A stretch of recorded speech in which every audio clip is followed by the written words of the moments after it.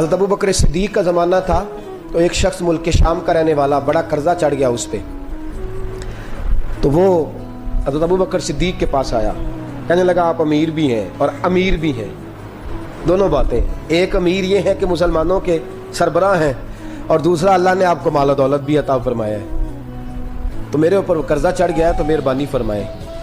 وہ کہتا ہے حضرت صدیق اکبر نے میرا ہاتھ پکڑا، گھر کے اندر لے گئے، باہر سے دروازہ بڑا اعلیٰ تھا لیکن گھر کے اندر گیا تو چارپائی بھی کوئی نہیں تھی، کھجور کی چٹائیاں بچھی ہوئی تھی، کھجور کی چھال کی، اور وہ بھی پھٹی ہوئی۔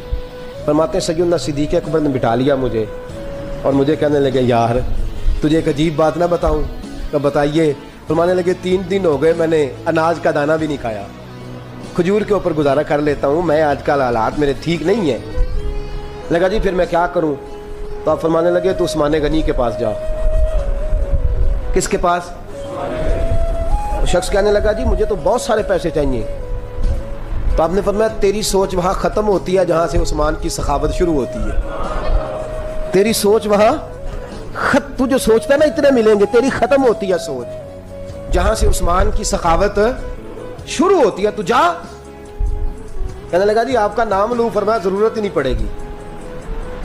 کہا جی میں ذکر کروں گا کہ مجھے امیر المومنین نے بھیجا ہے۔ فرمایا ضرورت ہے، صرف اتنا تو جا کے بتانا کہ میں مقروض ہوں اور رسول اللہ کا نوکر ہوں صلی اللہ علیہ، اتنا بتانا کہ مسلمان ہوں، مصطفیٰ کا غلام، بس، اور کسی اضافے کی ضرورت ہے۔ کہا جی وہ دلیل مانگیں گے؟ فرمایا عثمان خیرات کرتے تفتیشیں نہیں کرتا، عثمان اللہ کی راہ میں دیتے ہوئے تفتیشیں 10 روپے دینا اور 100 بات سنانا فقیر کو، تک تو نہیں نا، 10 روپے اور 100 قسم کے تانے نہ دے تو میاں چشم پوشی کر جا، تجھے کس نے اجازت دی ہے ٹٹولنے کی، پھولنے کی اور کرودنے کی؟ یہ حال اگر تیرے ساتھ کیا جائے، رب اگر تجھے ٹٹول کے دے تو تیرا کیا بنے؟